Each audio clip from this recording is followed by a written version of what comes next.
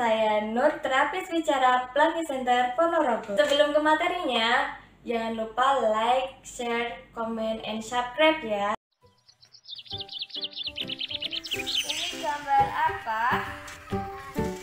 Gajah.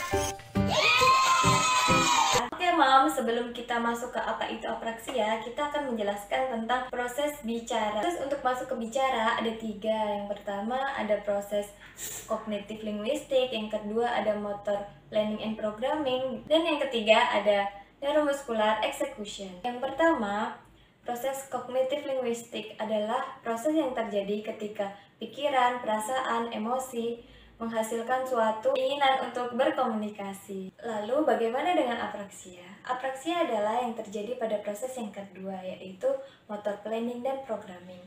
Selanjutnya kita akan membahas tentang apa itu apraksia.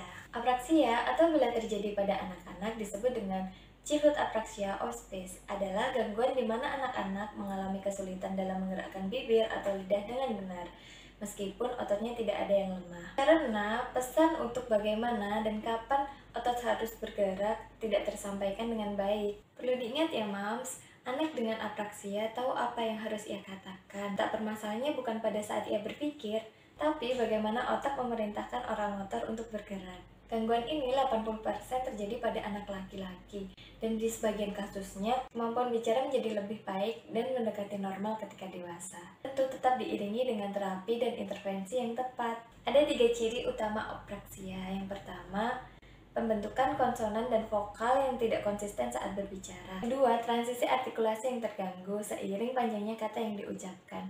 Yang ketiga, prosodi atau intonasi yang seringkali tidak sesuai. Karakteristik yang lain pada apraksia adalah kesulitan melakukan gerakan oral yang sadar atau volunter.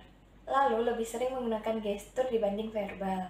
Selanjutnya, kemampuan bahasa reseptif atau pemahaman lebih baik daripada bahasa ekspresif atau ucapannya. Dan apraksia bisa menjadi diagnosis dari beberapa kondisi seperti autisme, epilepsi, sindrom Fragile X, sindrom Rett, dan galaktosemia. Lalu, apa yang harus Moms lakukan jika anak kemungkinan mengalami apraksia? Tentu yang pertama, konsultasi ke ahli yang terdekat seperti terapi bicara. Lalu, jika setelah pemeriksaan anak terbukti membutuhkan intervensi, maka orang tua dan terapis harus konsisten bekerja sama untuk melatih anak sesuai dengan program yang diberikan. Jangan lupa ya Moms, bicara adalah sebuah keterampilan motorik. Seperti keterampilan motorik lainnya, bicara perlu dilatih dan dipelajari.